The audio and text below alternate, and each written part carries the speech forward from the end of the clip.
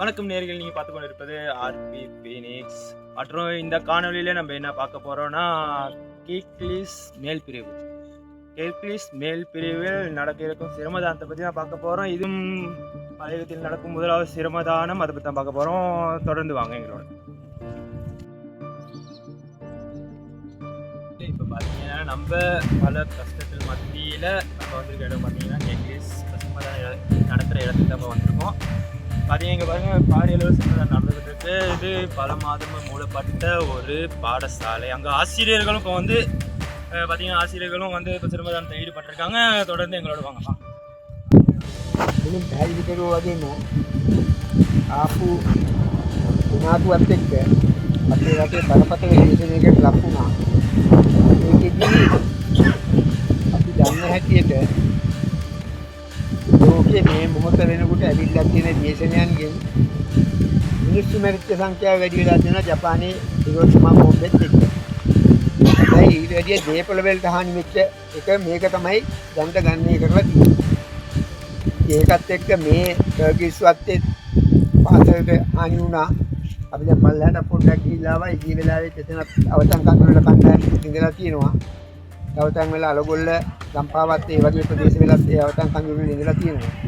මේ ආපු ව්‍යසනයේ ආපු පළවෙනි මොහොතේ සිට අපි ඊට ප්‍රථම දැන් ඉන්න සහෝදරයා කිව්වා මෙතෙන් ආපු වෙලාවෙත් මේ වගේ රටේ ව්‍යසනයන් වෙච්ච හැම මොහොතකම අපි ආණ්ඩුවේ නෙවෙයි, අපි විපක්ෂයේ. ඒ විපක්ෂයේ හිටපු හැම මොහොතකම අපි ඒ ව්‍යසනයන් වලට මැදිහත් වුණා. මට මතකයි දැන් අවුරුදු 25කට 26කට කලින් ආපු සුනාමියේදී මම හම්බන්තොට දිස්ත්‍රික්කයේ දින 31ක් හිටියා කිව්වා. රත්නපුරේ හැමදාම වතුර ගලපුවම මම 3 වතාවක් ගිහිල්ලා තියෙනවා රත්නපුරේ. ගිහිල්ලා සතිය දෙක ඉඳලා මිනිසුන්ට උදව් කරලා ආවා. පහුගිය කාලේ මොකක් හරි ව්‍යසනයක් වෙලාවේ අපි සුගුණාසවදලා යාපනයේ ගියා. යාපනයේ ගිහිල්ලා උදව් කරලා ආවා. ඒ වගේම දැන් මේ මොහොත තමයි අපි ආණ්ඩුවක් ආවට පස්සේ මේ වගේ දේවල් සිද්ධ වෙච්ච පළවෙනි මොහොත. හැබැයි එක්සත් ජාතීන්ගේ සංවිධානය ඊයේ පෙරේදා කියනවා මේ වෙච්ච බරපතල ව්‍යසනයේ සති දෙකක් වගේ කාලයක් තුල අංග සම්පූර්ණ නැවත ගොඩ දාගන්න පුළුවන් උනේ ලංකාවේ මේ ආණ්ඩුවට මිසක් ඒ ඇමරිකාවේ කෙනෙක් කියනවා මගේ රටවත් මේක කරන්න බෑ කියලා. ඒ කෙරුවේ අපේ ආණ්ඩුවේ තියෙන හැකියාවල දක්ෂතාවයෙන් නෙවෙයි අපේ කැපකිරීමත් එක්කම මේ ඔබලගේ මැදිහත් මේ අද මේ ඉස්කෝලේ මෙතන ඇවිල්ලා මේ මොකක්ද நீங்கள் பார்த்து கொண்டு இருக்கிற ஆர்பி ஃபீனிக்ஸ். இப்போ என்னென்னா இந்த கீக்லிஸ் மேல் பிரிவு அங்கே சிரமதானம் நடந்துகிட்டு இருக்கு. அங்கே ஒரு ஆசிரியர் நம்மளோட கைக்கு இருக்காங்க. நீங்கள் இங்கே ஒர்க் பண்ணுறீங்களா இல்லாட்டி என்ன மாதிரி? வலய கல்வி பணிமனையிலேயே ஒரு பொறுப்பாளர்னா அப்போ நீங்கள் மட்டும் பொறுப்பாளர் நீங்கள் மட்டும் வந்திருக்கீங்க, இல்லாட்டி அந்த பொறுப்பாளர் செட்டில் வேறு யாராவது வந்திருக்காங்க? எங்களுடைய வலய கல்வி பணிமனை சார்பாக ஒரு பாடசாலைக்கு ஒருவர் நியமிக்கப்பட்டிருக்காங்க. அந்த வகையில் டீச்சர்ஸ்க்கு நான் தான் சரி டீச்சர், இங்கே வந்து எத்தனை மாணவர்கள் இங்கே இருக்காங்க? 33 மாணவர்கள். இங்கே கிரேட் எத்தனையிலேருந்து எத்தனை வருஷம் இந்த பாடசாலை இருக்குது? முதலாம் தரம் முதல் 5ஆம் வகுப்புகள் நடந்தது. சரி டீச்சர், நான் வந்த நேரத்தில் பார்த்துருந்தேன் அங்கே நிறைய பாடசாலைகள் ஒவ்வொரு துண்டு உடைந்த வாக்கில் இருக்குது. சரியா, அப்போது அதுக்கு யாராவது உங்களுக்கு நிவாரணம் மாதிரி அதை கட்டித்தாரேன்னு யாராவது சொன்னாங்களா உங்களுக்கு? கட்டித்தாரேன்னு சொல்கிறத விட எங்கள் பிரதேச சபை உறுப்பினர் மற்றும் எங்கள் வலய கல்வி பணிமனை சார்பாக இதை செய்து தருவதாக உறுதியளித்திருக்காங்க. அவங்களுக்கு தான் இப்போதைக்கு பொறுப்பு கொடுத்துருக்காங்க. அது வச்சும் பொறுப்பு கொடுத்துருக்காங்க, அவங்க செஞ்சு தாரேன்னு சொல்லியிருக்காங்க. சொல்லியிருக்கேன். அது மட்டும் இல்லாமல் பணியை பாருங்கள், அந்த மண்ணு ஃபுல்லாக சரிஞ்சு விளையாடுறதுக்கான மைதானம் ஒன்று இல்லாமல் எல்லாம் மூடி போயிட்டுருக்கு. அதுக்கு ஏதாவது சொல்லியிருக்காங்களா என்ன டீச்சர்? அதுக்கு டிசிபி போட்டு எடுத்து தாரேன்னு சொல்லியிருக்காங்க. பொதுவாக பெற்றோர்களால் முடியுமான்னு எங்கிட்ட கேட்டாங்க. அதில் இருக்க மண்ணளவை பார்க்குற நேரம் எங்களால் அதை செய்து கொள்ள முடியாது. நாங்கள் மீண்டும் அது கல்வி பணிமனைக்கு தான் அறிவிச்சிருக்கோம். அது கட்டி தருமாறு அந்த முன்னுக்கு ஆசிரியர் கதைத்ததோடு தொடர்ந்து இப்போ நம்மளோட இணைஞ்சிருக்காரு பிரதேச சபை ஒரு அவரோட காட்சி பார்க்கலாம். வாங்க காட்சி பார்ப்போம். வணக்கம் ஐயா, உங்களோட பேர்?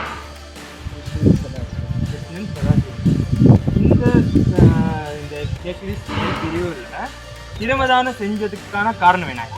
காரணம்னு சொன்னால் நம்ம ஒவ்வொரு காலமும் என்ன செய்கிறோம்னு கேட்டால் நாங்கள் அரசாங்கத்தை மட்டும்தான் எதிர்பார்த்து இவ்வளோ காலமும் வேலைகள் செஞ்சுட்டு போனோம்.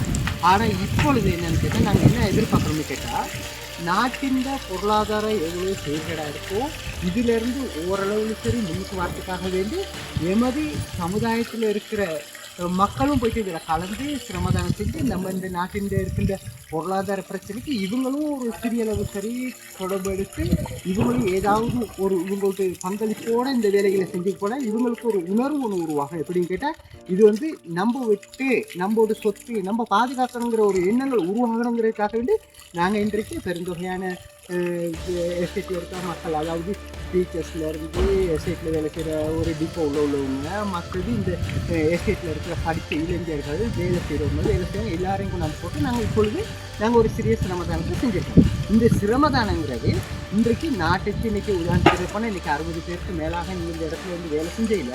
இன்றைக்கி சாதாரணமாக பார்த்தா இன்றைக்கி அரசாங்கத்துக்கு 1.5 லட்சம் 2 லட்சம், அதே நேரத்தில் ஒரு 1.5 கொடுத்துருந்தா 5 லட்சம் 6 லட்சம்னு கேட்குற வேலைகளை நாங்கள் சிறிய அளவில் ஒரு 4 மணிக்கு முன்னுக்கு நாங்கள் பெரிய ஒரு வேலைகளை முடிச்சிருக்கோம். இதே போல் தொடர்ந்து எல்லா பகுதிகளையும் நாங்கள் செஞ்சுக்கிட்டு வர நேரம் இது கட்டாயமாக என்னன்னு கேட்டால் இந்த நம்மளோட சொத்துக்களை நம்ம பாதுகாத்துக்கிறதுக்கான பெரிய ஒரு வாய்ப்பு கிடைக்கும்னு நாங்கள். சரி ஐயா, நீங்கள் நிறைய கருத்துக்கள் சொன்னீங்க. அதுக்கப்புறம் என்ன விஷயம்னா, இந்த இடத்துல எத்தனை பேர் வேலை செஞ்சுருக்காங்க, இன்னைக்கு வந்திருக்காங்க, எத்தனை பேர் வந்திருக்காங்க? இன்றைக்கு கிட்டத்தட்ட வந்து எடுத்துக்க போனால் எஸ்டேட்டில் இருந்து வரப்பட்டவங்க வந்து 34 பேர். அதாவது 4 பேர் கம்பகா தோட்டத்துலேருந்து 34 பேர் எவ்வளோ தலைமையின் கீழே இந்த இடத்துக்கு சிரமதான் செஞ்சுருக்காங்க. அதே போல் நியூசிலாந்து ஸ்கூல்லேருந்து ஆசிரியர்மார் ஒரு 15 பேர் இந்த இடத்துக்கு வரப்பட்டிருக்காங்க. அது மாத்திரம் இல்லாமல் இதே ஸ்கூலில் உள்ள சிங்கள பாடசாலையிலேருந்து ஒரு 6-7 பேர் வந்திருக்காங்க.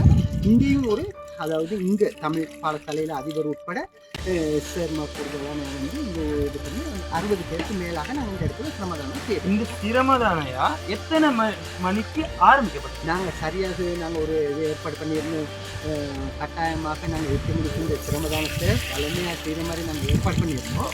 ஆனால் இங்கிருந்த மழை காலநிலை சூழ்நிலை காரணமாக இந்த இடத்துல ஆரம்பிக்கிறதுக்கு 8:45 மணி வரைக்கும் நாங்கள் ஆரம்பிச்சோம். இப்போ ஒரு 6 மணி இருக்கேன்னா 6 மணி இருக்கேன்னா அப்போ அதுக்கப்புறம் என்ன விஷயம்னா, நீங்கள் இப்போ என்னென்ன வேலை திட்டங்கள் செஞ்சிருக்கீங்க? இப்போ வந்து சிரமதானத்தில் என்னென்ன வேலை திட்டங்கள் செஞ்சிருக்கீங்க? நாங்கள் வந்து இந்த சிரமதானத்தில் முதலாவது நாங்கள் ஏற்பாடு செஞ்சது என்னன்னு கேட்டால் பாடசாலையில், அதாவது 5ஆம் தேதி ஆரம்பிக்க இருக்கின்ற பாடசாலையை ஆரம்பிப்பதற்கு முதல்ல எங்களுக்கு ஒரு பாடசாலை ஒன்றும் ஒழுங்குபடுத்த வேண்டியது. அதாவது ஆண்டு 5 வரைக்கும் படித்து கொடுக்குறதுக்கான ஒரு பாடத்தில் அதை வந்து கட்டாயமாக நாங்கள் புனர்த்தாபனம் செய்கிற மாதிரி ஒரு வேலை ஒன்று இருந்ததுனால அந்த பாடசாலையை நாங்கள் என்ன செஞ்சுருக்கோம்னு கேட்டால் உள்ளுக்கு பெயிண்ட் பண்ணி கூரைகளில் ஓட்டைகளை அடைச்சி, அது மாத்திரம் இல்லாமல் சுற்றி இருந்த காடெல்லாம் அழித்து சம்பூர்ணமாக அழித்து டாய்லெட்டெல்லாம் நல்லா கிளியர் பண்ணி டாய்லெட்டுக்கான வசதிகள்லாம் எல்லாம் செஞ்சு கொடுத்து, தண்ணி வசதி அறவே இல்லாமல் இருந்துச்சு, தண்ணி வசதியெல்லாம் செஞ்சு இப்போ நாங்கள் சம்பூர்ணமாக பாடசாலை உள்ளுக்கு போயிட்டு உள்ளுக்கு மாணவர்கள் சிரமங்கள் இல்லாமல் செய்யக்கூடிய அளவில் நாங்கள் ஏற்படுத்தினோம். அது மாத்திரம் இல்லை, அது உள்ளுக்கு இன்னும் பெரிய வேலை என்ன கேட்டால் கண்ணாடிகள்லாம், அதுக்கு கண்ணாடியெல்லாம் உடஞ்சிச்சு. கண்ணாடி தடங்களுக்கு மன்னிக்கணும். அதைத்தான் இப்போ நான் கேட்கணும்னு நினைச்சேன். என்னன்னு பார்த்தீங்கன்னா, இங்கே ஒரு மைதானம் ஒன்று இருந்துச்சு. சரியா, இந்த பாருங்க, இந்த நீங்கள் அங்கிட்டு பார்த்தீங்கன்னா மைதானம்னு இருக்கு. சரியா, இந்த மைதானத்தை முன்னால் ஒரு டீச்சர்கிட்ட ஒரு இன்டர்வியூ எடுத்தேன். அவங்க சொன்னாங்க இந்த மைதானத்தை ஜேசிபி போட்டு அள்ளி தாரின்னு சொன்னாங்க அப்படின்னு அவங்க சொன்னாங்க. இப்போ உங்களுடைய ஆட்சி தான் இப்போ இருக்கு. இப்போ நீங்கள் இதுக்கு என்ன சொல்றீங்க ஐயா? அதாவது நாங்கள் ஒரு தீர்மானம் ஒன்று எடுத்திருக்கோம். என்னன்னு கேட்டால் மைதானத்துக்கு எங்களுக்கு ஒரு ஜேசிபி கொண்டாந்து போட்டுக்கொள்றதுக்கான ரோட்டு வசதி எல்லாம் சரியாக இருந்தால் நாங்கள் மைதானத்தை நாங்கள் ஒரு ஜேசிபியை போட்டு நாங்கள் சூப்பராக பண்ணி கொடுப்போம். அப்படி இல்லைன்னு சொன்னால் நாங்கள் கட்டாயமாக இதே போல் பெரிய ஒரு குறைஞ்சது ஒரு 100 பேர் சரி கொண்டாந்து நாங்கள் இந்த மைதானத்தை கட்டாயமாக செஞ்சு கொடுப்போம். அதில் எந்த விதமான மாற்றமில்லை. நாங்கள் கூடிய சீக்கிரத்தில் நாங்கள் அந்த மைதானத்தை நாங்கள் புனரமைத்து கொடுப்போம்.